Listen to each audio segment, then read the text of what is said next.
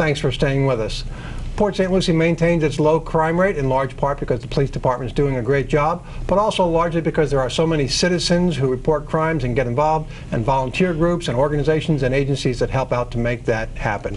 To talk to us today about a special event to help stop violence in Port St. Lucie and the rest of St. Lucie County are two people who are heading up an effort to stop the violence, a campaign up there. AniYa A and also Malcom Harris-Gowdie. Thank you for joining us. Thank you. Thank you so much, Ed. Good Thank you, PSL. AniYa, we'll start with you. You're putting together this Stop the Violence campaign up in Fort Pierce, but it relates to our community as well. We are part of St. Lucie County. Tell us a little bit, let's start, when is this Stop the Violence campaign? Okay. Time and place. It's actually October 19th, and it's at Powell Park, located at 903 South 21st Street. Okay. And the mayor is issuing a proclamation from the City Council recognizing the importance of this, and so that's why we thought it would be good to bring you in here today to talk about it. So let's talk about, what is this Stop the Violence campaign all about? Stop the Violence campaign, first of all, again, thank you, Ed, for having me. It means so much that people actually care about the things that we care about, and basically Stop the Violence campaign is to stop the violence, but along with that is show each other love, because sometimes we could stop the violence but we don't show each other love necessarily, and I really felt convicted, and my heart was so torn to do this because we've had crime in our community, as everywhere. Nowhere is eliminated from crime or different issues of violence, but the reason I really wanted to do this because I literally was almost a victim recently of a situation. And furthermore, there's been, a lot of crime in the Fort Pierce community, and a few things have occurred there that really needed the attention of the community to stand up together. Not saying that nobody has been doing that, and there hasn't been an effort, but with this campaign, it's going to be a little bit different. So is this an effort to just draw attention to the problem, or get young people, or people in particular, who thinking about what they can do? Well, can I share whom some of the speakers will be? Certainly. Awesome. Well, this is the thing. Sometimes when we bring attention to a matter, we just bring attention to a matter, and we don't necessarily have a backup plan. And with my approach and my thinking coming from a psychological background, that's what I studied in school, as well as public relations, in order to make an effective change, I think we need to have results, and we have to have people working together. And the thing about this Stop the Violence, Show Each Other Love campaign is, first of all, my keynote speaker is a reformed prisoner. He actually was in jail for 15 years, and he paid his debt to society. And when he got out of jail, he made some commentaries when I saw him speak that, he joked about, the technology being different. He went into jail and there were payphones. He came out and there were these little phones, and it was so interesting how he had to utilize them. To us it might be funny, but when I listened to him amongst the other speakers that were there at this event that I went to, I realized we had a great disparity and we needed to come together as a community. Therefore, you can't just bring forth speakers and not have a backup plan. So what I've done is, literally with the grace of God, of course, is I've been really tuning into some of the needs. Jobs. What can we do about jobs? What can we do about getting young people activities that will stimulate them? Whom can we bring in to speak with them that will give them another approach? See, if you come in with, an event and you don't have a backup plan, then you just had an event.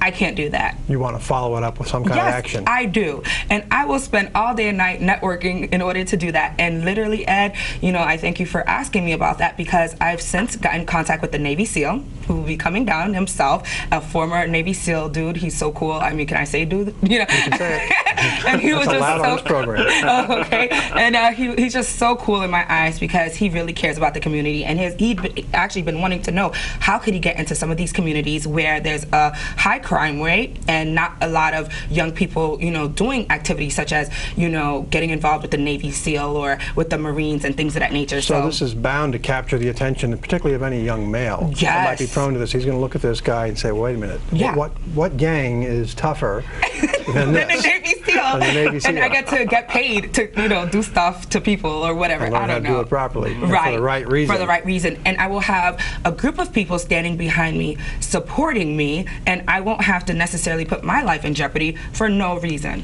And you also have this other person who served time in prison, you said. Yep. That's a strong message. There may be a lot of kids out there, street kids, who maybe wouldn't listen to a guy like me in my shirt and tie and jacket. Maybe I'm a little too formal. Right. But maybe somebody like that who's lived that experience and can talk to them in terms that they might understand. Maybe that would be effective as well. Oh yeah, and not only that, but it gives them a different approach.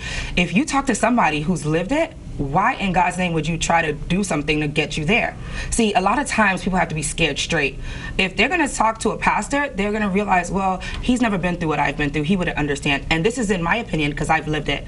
I didn't come from a, perfect home, or I didn't come from, a lot of things that I wanted. I came from that community that everybody worked hard and we worked together and we tried to make something of ourselves. Now, I guess a lot of people sometimes these people get into trouble and they respond with violence right away to something they don't like. That's correct. Maybe they as you said, there's something in their background is not right. They may have all kinds of troubles in the past, but sometimes people can overcome their troubles a little bit. Yes. And I think that was the idea about you bringing in Malcom to join us here today. That's correct. And Malcom is just a great guy who overcame autism, and he can actually share a little bit of his story with you guys. So Malcom, you're involved as well. You're supporting this Stop the Violence campaign? Absolutely, Ed, I am. Do you know other young guys like yourself that might be prone to violence out there, and do you think... Or even victims? Or victims, people who have been a victim of it? I'm not sure.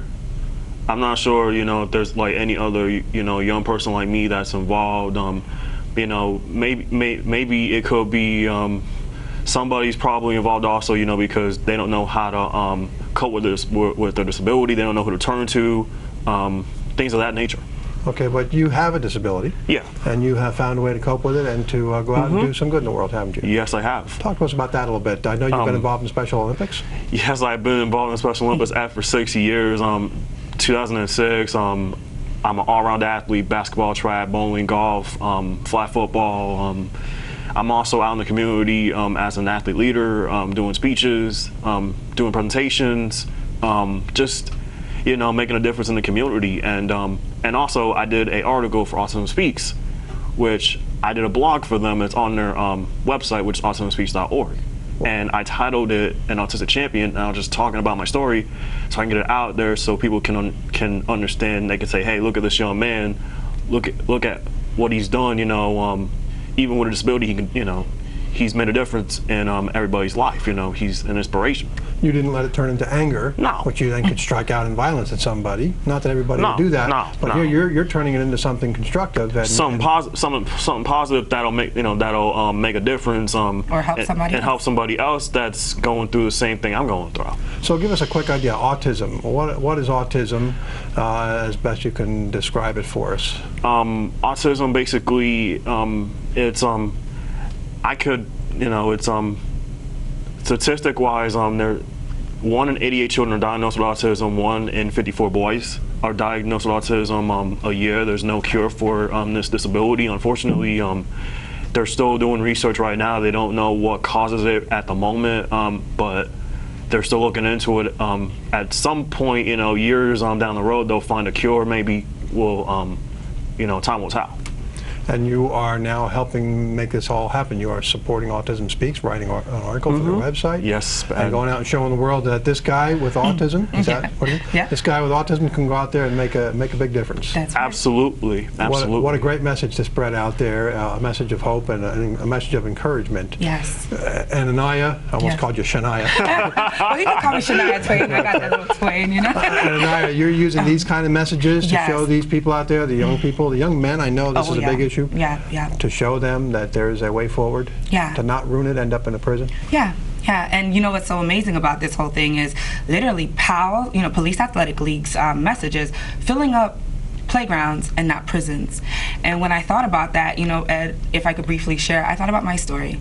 And I thought about how I had to overcome, like I said before, but I'm actually disabled. And literally, I might get emotional. I'm gonna try to hold it down. The reason I brought this young man along with me is because I met him over a year ago, maybe 2 years ago, and I would take this disability bus. Thank you to the companies that do this for us people with disabilities. I would take this bus throughout town, and I would listen to this young man as I was taking these medications that I had to be on. Emotion is good for our ratings. Oh, it's it okay. is. Yeah, I'm sorry because it's fun to be emotional. I can understand. It's just hard because in 2008 I was diagnosed with nephrotic syndrome, pitting edema, pulmonary embolism, and the list goes on about these rare conditions that I had that I never had before. As a television producer myself, as a former actress and a model, I was always so fit and I always worked out and I always did things to make myself feel good, but not only myself, but people around me. I supported organizations such as orphanages, and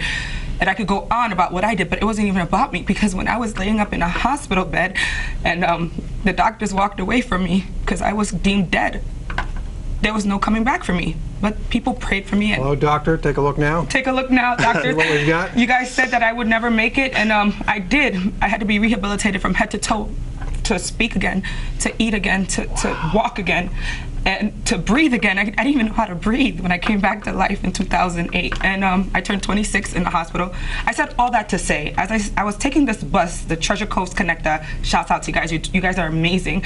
I would listen to him and other people on this bus as I was oppressed and depressed about my situation. I'm going to doctor's appointments almost every day. And people, neglected me, rejected me. I went through some hard times, and to the community out there. And you'll never know who's sitting beside you or in front of you. And when he would speak about the different things he was doing. Well, you know what? It's amazing what adversity can bring out the best in a person, because I know now, AniYa, you are out setting the world on fire. arranging stop violence campaigns and other things that you're involved in. You're here, you're there, you're everywhere, making a lot happen. You're on television and radio. Yeah. So something inspired you. Yeah, not just with him, with other people. And I can, I'm okay now because I took a second to breathe, but it's so funny because he would talk about these golfing tournaments he was going on, and sometimes he'd be on the phone with news reporters, and I'm like, who is this kid talking to? I see him on this bus. I know he has a disability, but by God, what is wrong with him? He looks perfectly fine. And this past weekend, Ed, the first of the month in October, I ran into him again at the Special Olympics bowling alley event that they put together every month. And if anybody has a heart towards helping anybody, I suggest you look into helping these young people at the Special Olympics.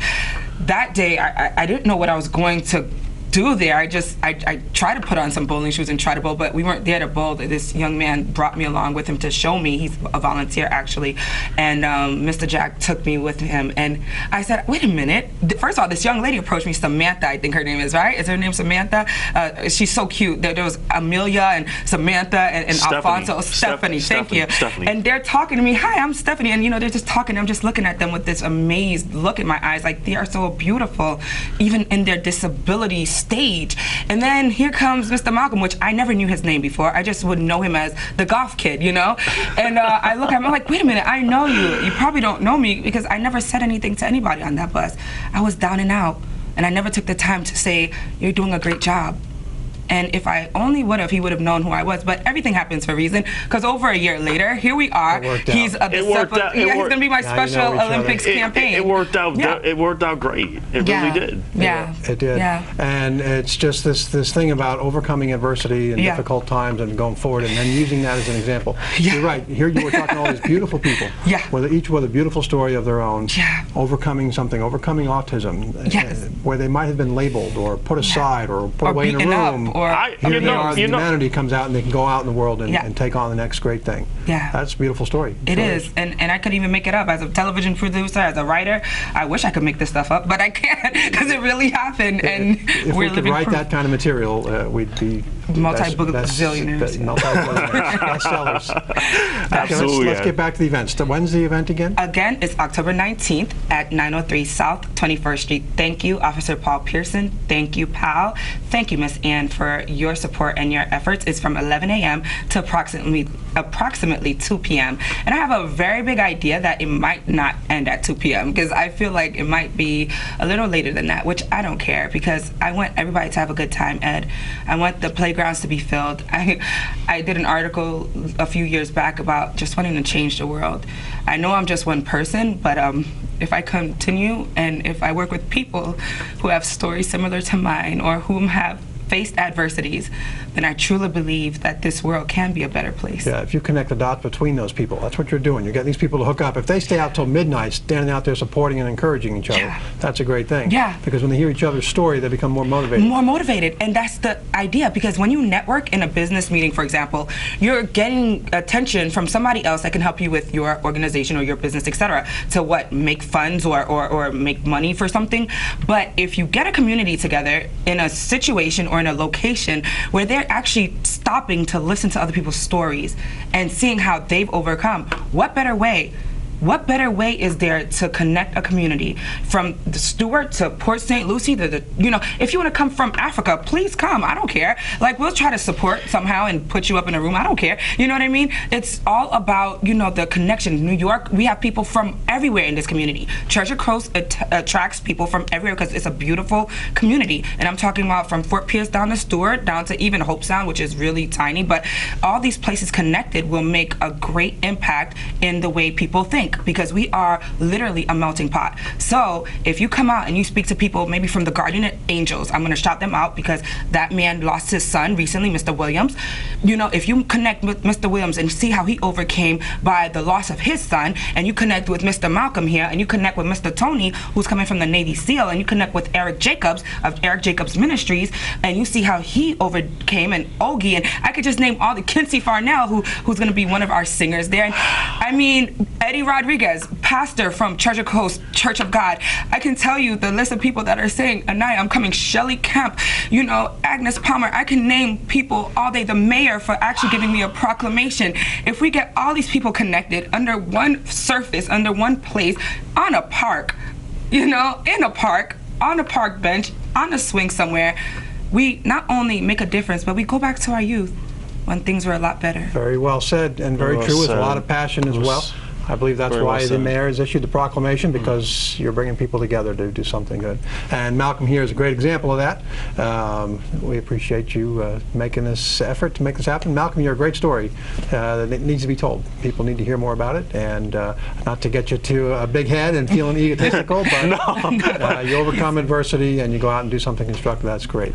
And now we're going to see you and Navy SEAL out there. Don't get in a tangle with the Navy SEAL. Yeah, no. And I want to especially thank, you know, all the mayors. You know, I haven't met the Fort Pierce mayor yet, but I'm pretty sure I'll be meeting her soon. Thank you.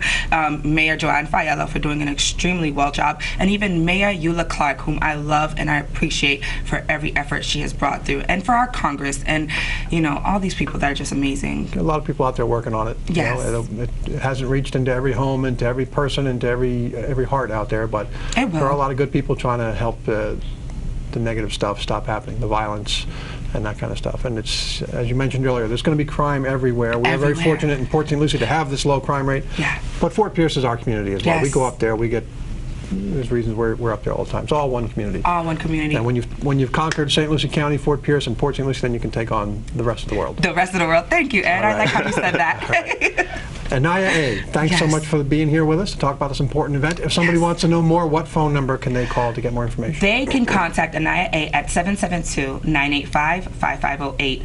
And I'm very big on social networking, if that's okay, I can share. I'm working on the website, and if anybody wants to sponsor, support, or anything, you know, please feel free to inquire about ways you can even help a child or whatever, you know. We're always looking for the help of the community, but you can also reach me on AniYa A, period, and you can actually have to spell that out on Facebook, but I'm also on LinkedIn, where you can see more about my work that I've done in my modeling and acting days and different things like that. Right now I'm taking an approach where, you know, we have to come and disregard ourselves a little bit sometimes and really see what we can do about giving back, because who's going to take care of us in the future anyway? So I said all that to say 772-985-5508, or you can reach me on AniYa A, period, spelled out, on Facebook.com, and then LinkedIn is AniYa A, period. Please reach out and let's make a difference together. It's not about me, ladies and gentlemen, boys and girls. We each have a story, but it's definitely not about me.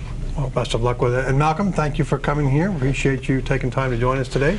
I appreciate that, Ed. And glad you can get out there and work with people and help let them know there's a way forward. There is. Always good. There is, Ed. Absolutely, there is. So Malcom Harris-Gowdie, Yep. AniYa A. Thanks for joining us today. Good to have you both. Thank you, Ed. Thank you, PSL Living. You guys are awesome.